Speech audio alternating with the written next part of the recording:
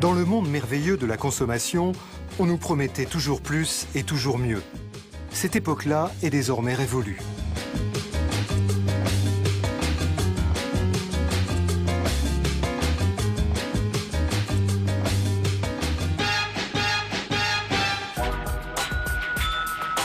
J'achète donc je suis. Peu importe ce que j'achète. C'est sur ce principe que la société de consommation s'est développée ces 60 dernières années. Aujourd'hui, même les plus récalcitrants ont compris qu'on ne pouvait plus continuer comme cela. Et maintenant? Hélène Pelos est directrice d'IRENA, l'Agence internationale des énergies renouvelables. L'objectif d'IRENA, c'est de nous permettre de vivre demain dans un monde qui sera énergétiquement, qui fonctionnera en fait à 100% avec des énergies renouvelables. Claudia Langer a créé le portail internet utopia.de. La mission d'Utopia est d'orienter les consommateurs dans tous les domaines concernant le développement durable, de les faire consommer de manière plus responsable et de forcer les entreprises à changer. Et Shai Agassi dirige la société Better Place. La mission de Better Place est d'en finir avec la dépendance au pétrole, vite, et en dégageant des bénéfices.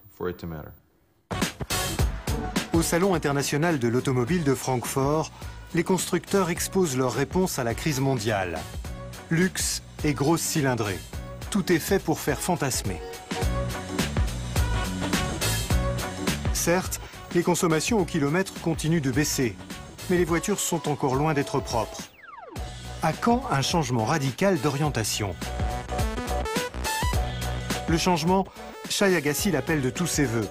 Il n'est pas venu à Francfort uniquement pour nouer des contacts. Son objectif est ambitieux, amener tout le secteur automobile à se réinventer. L'Amérique a créé un modèle après-guerre. Consommez autant que vous pouvez. Plus de télé, plus de voitures, une maison plus grande. Les objets de consommation sont devenus des objets de désir. C'était très bien tant qu'on était 2 milliards. Mais maintenant, on est 6 milliards et demi sur Terre. On ne peut pas continuer à consommer au même rythme, ou la planète va exploser. On est passé de 2 à 6 milliards et demi en l'espace de 50 ou 60 ans. Imaginez ce que ce sera quand on sera 9 milliards. Il faut repenser la manière dont on consomme les ressources de la planète, les ressources naturelles et la nourriture. Il faut changer notre rapport à la planète. Un grand discours que Shai Agassi aimerait faire suivre de grands actes. Il a l'audace qu'il faut pour cela, comme le montre le nom à la fois simple et frappant qu'il a choisi pour sa société. Un monde meilleur.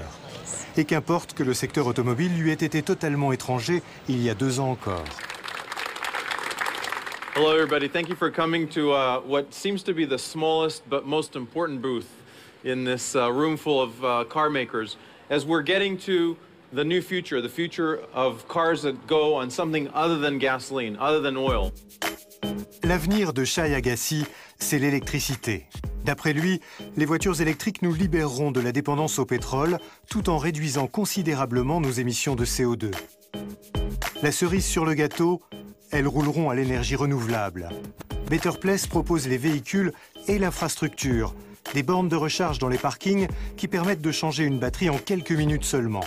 400 bornes sont déjà installées en Israël. D'autres sont prévues au Danemark, au Japon, en Australie et en Californie.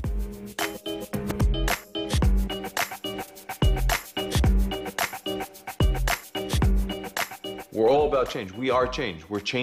va tous devoir évoluer. Better Place est en train de changer la façon dont les gens utilisent leur voiture. On ne demande pas aux gens d'abandonner leur voiture. On rend l'automobile plus propre. C'est pour ça qu'on dénote un peu. Les écologistes trouvent qu'on est trop orienté vers une activité commerciale et le milieu des affaires trouve qu'on fait trop écolo au grand cœur. En fait, je suis un écologiste d'un genre un peu particulier. Je m'intéresse plus au développement durable qu'à la défense de l'environnement. Le développement durable, c'est évoluer pour pouvoir continuer à consommer des ressources, mais sans les détruire. Better Place suscite beaucoup d'intérêt chez les journalistes, mais aussi un certain scepticisme. Shai Agassi ne peut citer que des chiffres vagues, notamment sur le temps de chargement des batteries. Je dis aux constructeurs, voilà ce que sera le marché dans 5 ans. Mais beaucoup trouvent ça arrogant. Pourtant, je m'appuie sur des calculs mathématiques, sur la rigueur de la science. Ce n'est pas une prévision sûre à 100%, mais j'analyse la logique des consommateurs, je fais des calculs et le résultat, c'est ça. C'est l'évolution la plus probable. Je suis convaincu que le marché va évoluer dans ce sens, et je n'ai pas peur de le dire. Je me trompe peut-être, mais je m'appuie sur des calculs mathématiques. Renault a été séduit par ce discours. Le constructeur français va lancer en 2011 une voiture électrique en partenariat avec Better Place. 100 000 véhicules sont déjà prévus pour Israël et le Danemark. Du coup, d'autres grands constructeurs sont intéressés. Pourtant, à ses débuts, il y a 2 ans, Agassi n'avait même pas obtenu un rendez-vous auprès des grands constructeurs américains. L'automobile est un secteur fermé qui ne s'en laisse pas compter par n'importe qui. On est les seuls à parler de nos projets à tout le monde. Ce qui est drôle, c'est que personne ne nous croit. On nous dit, si vous vouliez vraiment faire cela, vous ne le diriez pas. Agassi décroche enfin un rendez-vous avec Daimler. L'élite des ingénieurs allemands est curieuse de connaître les projets de l'outsider qui milite pour la voiture électrique. Mais pas devant les caméras. Agassi sillonne le salon comme il sillonne habituellement les airs. En déplacement la moitié de l'année, il laisse derrière lui une trace de kérosène. Croyez-moi, mon empreinte carbone sera l'une des meilleures au monde. Parce que si mon projet marche, le volume de carbone qu'on va supprimer sur la planète sera sans équivalent.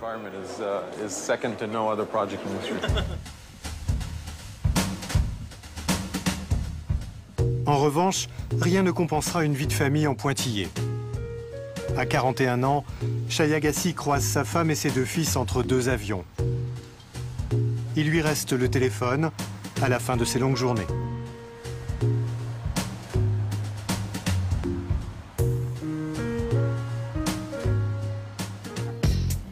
Changement de décor. À Munich, Claudia Langer a elle aussi fait le grand saut il y a 2 ans. Après avoir longtemps dirigé sa propre agence de publicité, elle vient de créer un portail internet gratuit. Utopia.de incite les consommateurs à acheter responsable pour obliger les entreprises à évoluer. C'est ce que Claudia Langer appelle la consommation stratégique. Même si personnellement, elle a plus le tempérament d'une fonceuse que d'une stratège. Je suis du genre à imaginer de grandes choses et à me jeter à l'eau, quitte à boire la tasse. C'est comme ça que je fonctionne. Pour Utopia, on est allé frapper aux portes des experts et on a demandé de l'aide. Parce qu'on est très bon en communication, mais on n'est pas expert en développement durable. Divers experts, scientifiques, sociologues de la consommation ou producteurs bio l'ont reçu à bras ouverts. Le portail Écolo Jeune et contestataire a suscité leur engouement et celui du public. Il compte 50 000 utilisateurs et a reçu 2 millions de visiteurs l'année dernière. Rejoindre la communauté des utopistes, c'est tendance. Wir haben ein Download-Kit für Utopisten entwickelt, wo Utopisten Nachrichten an die Autoindustrie runterladen konnten. Also hier ist es eben jetzt der neue Toyota und da steht, wenn nichts unmöglich ist, wo bleibt dann das 2-Liter-Auto? Ja, www.utopia. Une campagne à la limite de la légalité, mais drôle et intelligente. On pourrait presque croire à une publicité choc des constructeurs eux-mêmes. Rien à voir avec une attaque brutale. Dass es total verboten ist ja klar.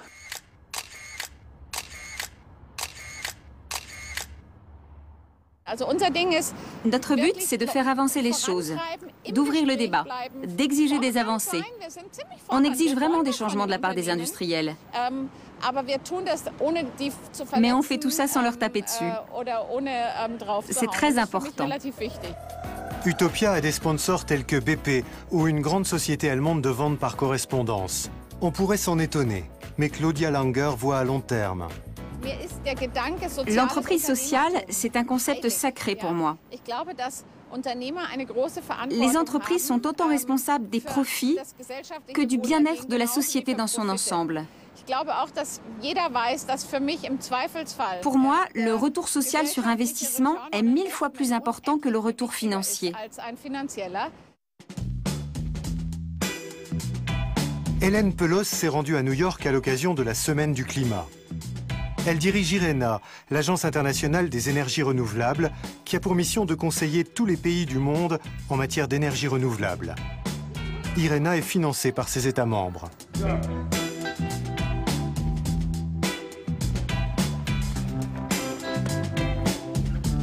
L'agence IRENA a vu le jour en 2009 lors d'une conférence qui s'est tenue à Sharm el-Sheikh en Égypte.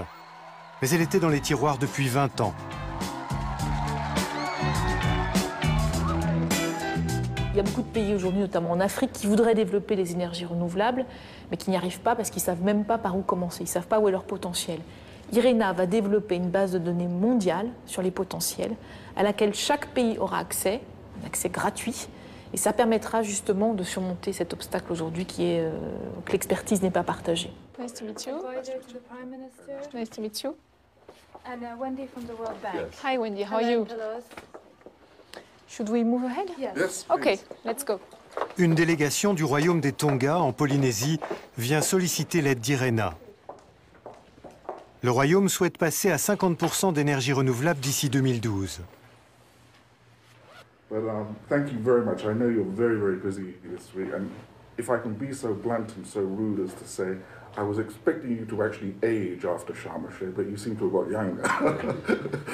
And I can only suspect you've got a very strong team already working with you to develop IRENA. Avec ses 12 salariés, IRENA n'est pas encore un acteur majeur dans la lutte contre la crise énergétique. Pour Hélène Pelos, ce sont les perspectives qui comptent.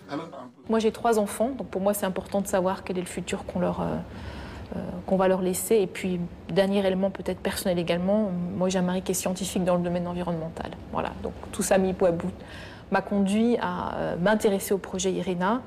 Quand j'ai vu ce projet arriver, je me suis dit mais c'est un projet fabuleux, finalement c'est aussi une réponse. S'organiser internationalement pour promouvoir les énergies renouvelables, c'est une bonne réponse dans la lutte contre le changement climatique.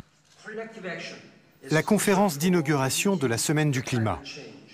3 jours plus tôt, Hélène Pelos a discuté d'éventuelles synergies avec Ban Ki-moon, le secrétaire général de l'ONU.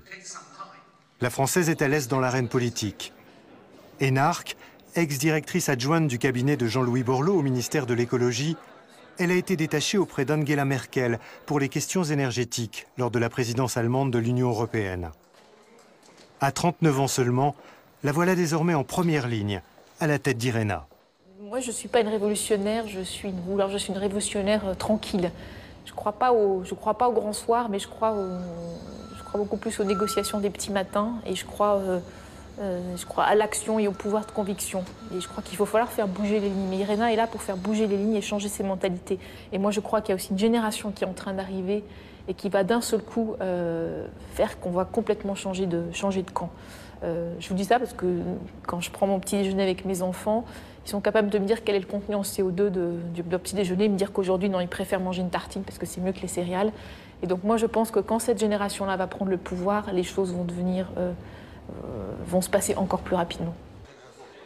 IRENA siège à Abu Dhabi, la capitale des Émirats arabes unis, le royaume du pétrole. Cela peut surprendre, mais les Émirats veulent changer de cap énergétique. Leurs réserves ne sont pas infinies et ils doivent préparer l'avenir. Mais vont-ils tenir leurs promesses ?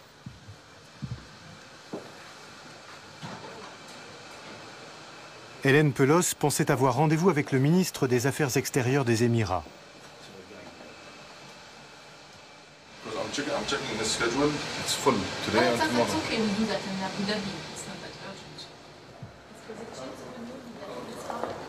Pour l'instant, Hélène Pelos cherche à nouer des contacts. Une manifestation comme la Semaine du climat rassemble de nombreuses personnes. Elle va tout simplement modifier son agenda. C'est New York, ça c'est le multilatéral, c'est toujours comme ça. Donc quand on est dans des relations bilatérales, c'est plus simple, mais comme là, il y a un programme avec un certain nombre de contraintes et que chacun bouge ses rendez-vous, du coup ça fait bouger tout le monde. Mais ça fait partie des charmes de la semaine du climat de New York. IRENA comptait 46 États membres à sa création. Ils sont aujourd'hui 138. C'est le résultat d'incessants voyages et de moultes entretiens. Mais pour que le travail d'IRENA porte vraiment ses fruits, Hélène Pelos a besoin d'appui dans l'industrie. Il y a un SMS qui vient de tomber, donc Shai Agassi est déjà là-bas à voir Harvard Club, là où on va voir la table ronde sur les véhicules électriques. Voilà, il demande si je suis déjà sur place pour qu'on puisse discuter. Et je lui ai répondu qu'on était en train d'y aller, mais qu'il y avait un petit peu de trafic dans les rues de New York. Pour la conférence sur le climat, New York a renforcé sa sécurité. Des rues entières sont barrées. Heureusement, le mode de transport le plus écologique au monde permet encore de passer. Mais Hélène Pelos ne rencontrera pas Shai Agassi aujourd'hui. Lorsqu'elle atteint enfin le Harvard Club, le pionnier de la voiture électrique est déjà parti ailleurs.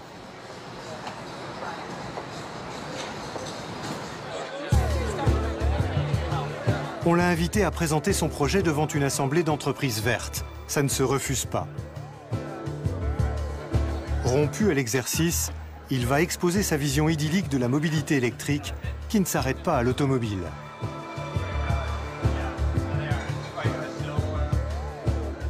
On one hand said, yes, we want to cut climate, greenhouse gas emissions, but on the other hand, we want to provide cheap electricity to Americans. How do you solve that dilemma from you as a user of electricity? We're going to drive the entire country of Denmark on about 450 windmills in the middle of the sea. It's the first virtual oil field. In Israel, we're going to put 2 megawatts worth of solar in the desert and drive the entire country on a virtual oil field. Israel is building a virtual oil field.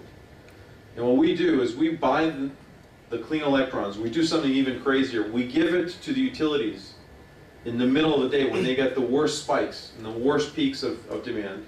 And we take it back from them at the end of the day. L'idée paraît géniale.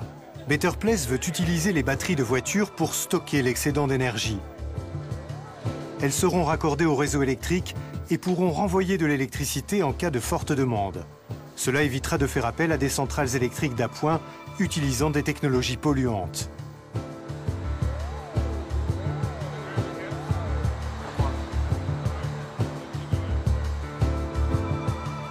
Dans quelques heures, Shai Agassi sera déjà reparti vers une nouvelle destination.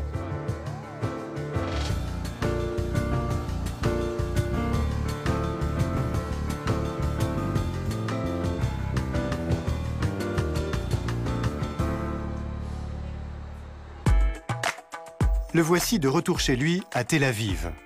Du fait de son exiguïté, Israël est un pays idéal pour la voiture électrique. Agassi a obtenu des soutiens politiques au sein du gouvernement et financiers auprès d'investisseurs. Avant de créer Better Place, c'était un petit génie du secteur informatique. Premier cours d'informatique à l'âge de 7 ans, entré à l'université à 15 ans. À 30 ans, Agassi revend sa société informatique à SAP pour 400 millions de dollars et rejoint la direction du géant allemand de l'édition de logiciels.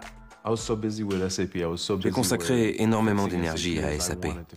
Je trouvais ce travail super intéressant. Je me suis donné à fond. Je ne passais pas une seconde sans penser à SAP. Et quand je suis sorti de cet environnement pour aller au Forum mondial des jeunes dirigeants, j'ai découvert des gens vraiment fantastiques, qui n'utilisaient pas que leur cerveau, comme c'était mon cas à SAP. Ils utilisaient aussi le cœur. J'ai suivi la conférence de Van Jones, qui a rejoint depuis l'équipe d'Obama à la Maison-Blanche.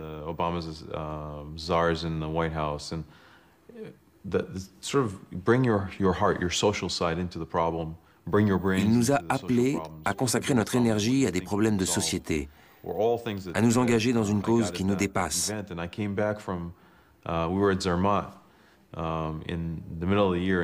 Quand je suis revenu du forum, on m'a demandé comment c'était. J'ai répondu, ça a changé ma vie. Ça a étonné. Ah bon? Mais en quoi? Je ne sais pas encore, mais je ne suis plus le même. Le thème du forum était « Rendre le monde meilleur d'ici 2020 ».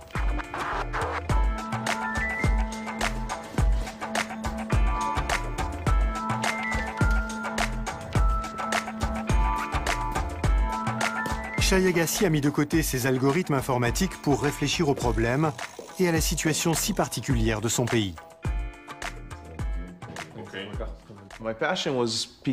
Ce qui me tenait le plus à cœur, c'était la paix au Moyen-Orient. Mais comment y arriver? Je ne voyais pas du tout comment procéder concrètement pour résoudre le problème. J'ai commencé par regarder quel pays avait signé un accord de paix avec Israël. Les Émirats venaient de le faire.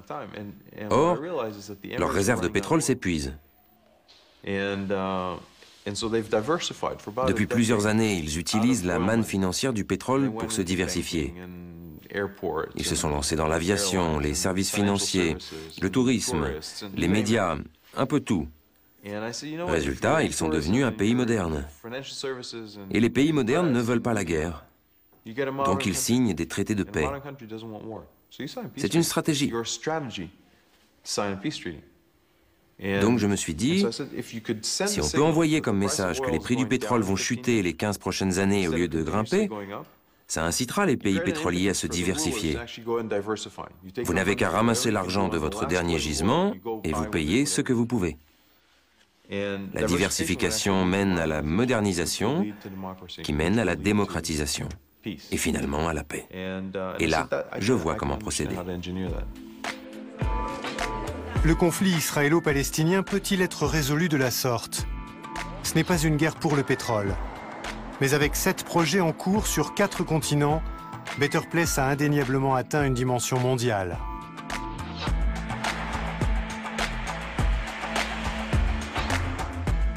C'est une mission presque impossible. Je me demande souvent ce qui m'a pris. Mais je voulais absolument apporter ma contribution à une grande cause. J'ai trouvé ma cause. C'est une chance. On finira par y arriver. Shai Agassi n'a encore jamais échoué. Mais si jamais il perdait le soutien des politiques et des industriels, la victoire serait difficile. Il y a 4 ans, l'émirat d'Abu Dhabi a lancé Masdar, un programme de promotion des énergies renouvelables. 600 millions de dollars ont déjà été investis rien que dans le photovoltaïque. Le siège d'IRENA sera aussi financé, mais c'est une bagatelle par rapport au budget global du programme Masdar.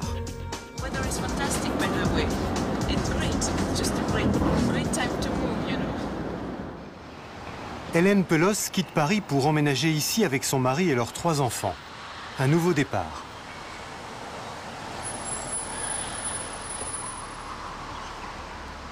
Ce qui a aussi joué, moi, dans mon histoire personnelle, c'est d'abord, moi, je suis une enfant des années 70. Moi, j'ai grandi avec les chocs pétroliers. La première impression que j'ai eue sur les sujets énergétiques quand j'étais enfant, c'est que c'était la crise, que c'était difficile et que les prix du pétrole augmentaient. Je me souviens aussi, quand j'avais 8-10 ans, je me souviens de mon père qui m'avait dit à l'époque, on n'avait pas encore les euros, on parlait en francs. Mon père me disait un jour, le litre d'essence coûtera 10 francs. Ça m'a marqué parce que c'est comme si il avait fait il avait été un peu prophète, si vous voulez. Puis ensuite, quand j'ai grandi, j'ai vu que c'était en train de se réaliser. Aujourd'hui, elle est invitée à un atelier en compagnie des dirigeants du pays. Abu Dhabi s'engage dans le développement durable. Mais les résultats ne sont pas encore tangibles.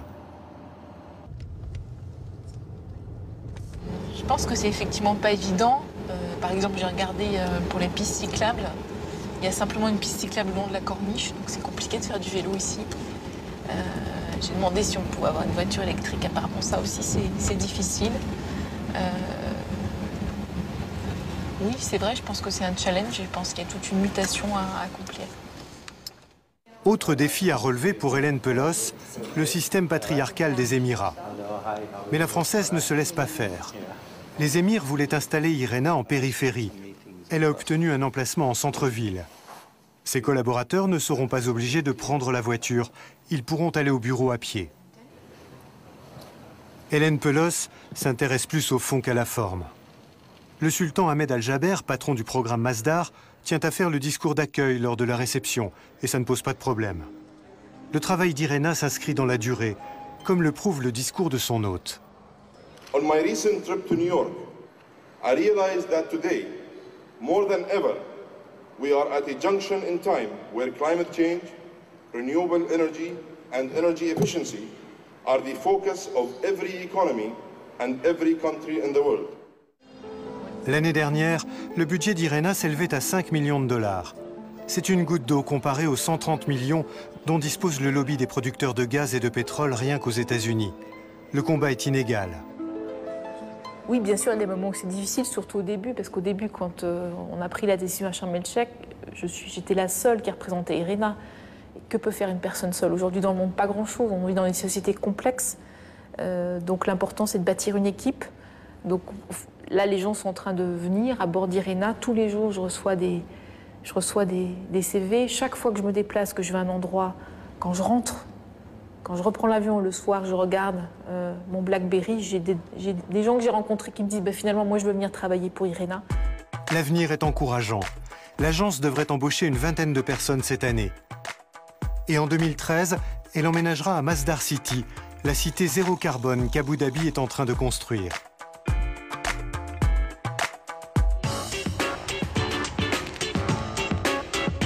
À Munich aussi, on vise zéro pollution. Claudia Langer va tester une voiture de sport électrique. Geschrieben und gelesen haben wir auf Utopia viel drüber. Jetzt will ich das mal ausprobieren. Toll. Autrefois, son agence a fait la publicité des voitures gourmandes en essence. Constructeur automobile, chaîne de restauration rapide, fournisseur d'électricité d'origine nucléaire, Claudia Langer a longtemps mis sa créativité au service des industriels. Avec succès et sans aucun état d'âme. Et puis soudain, à 40 ans, son mari et elle ont décidé de changer de cap. Quand mon fils est né, je me suis remise en question. La pub, est-ce que c'est vraiment important? Est-ce que c'est vraiment essentiel? Comment justifier mon métier aux yeux de mon fils? Ensuite, il y a eu un enchaînement très rapide de 3 choses. Le film d'Al Gore, le film autrichien Le marché de la faim, et mon cousin, qui est inspecteur des affaires sanitaires et qui m'a parlé des entrepôts pleins de viande pourrie. Ça a fait boule de neige et je me suis dit qu'il fallait faire quelque chose. Claudia Langer et son mari ont vendu leur agence et pris une année sabbatique à l'issue de laquelle ils ont créé Utopia. Ils ne le regrettent pas, même si toutes leurs économies y passent. La crise économique a fait fuir les sponsors.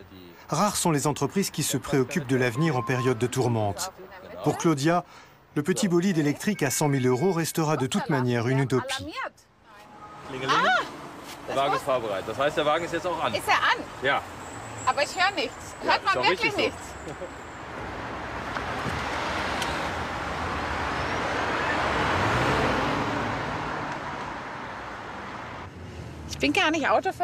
Je ne suis vraiment pas une fanat de voiture, mais je n'avais jamais encore ressenti une telle accélération.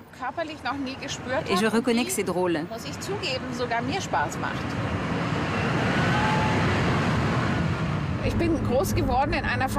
Dans ma famille, on était très portés sur le renoncement, le discernement, je dirais même l'ascèse. Et ce n'est vraiment pas drôle. Cette voiture est tout l'inverse. C'est un symbole, c'est le meilleur de la technologie verte. Je ne suis pas pour les voitures 2 places. Ça serait encore mieux si c'était une voiture familiale.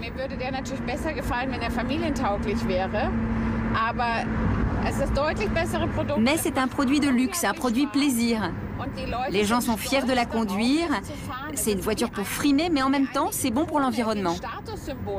À terme, ce sont des choses comme ça qui marcheront, beaucoup plus qu'une politique de restriction. L'homme est fait comme ça, malheureusement. Le pragmatisme, le sens de la diplomatie et une bonne dose de confiance en soi sont les qualités des révolutionnaires verts. Ils sont radicaux, à leur manière, pour être efficaces. Car sans changement radical des modes de consommation, la planète est en péril.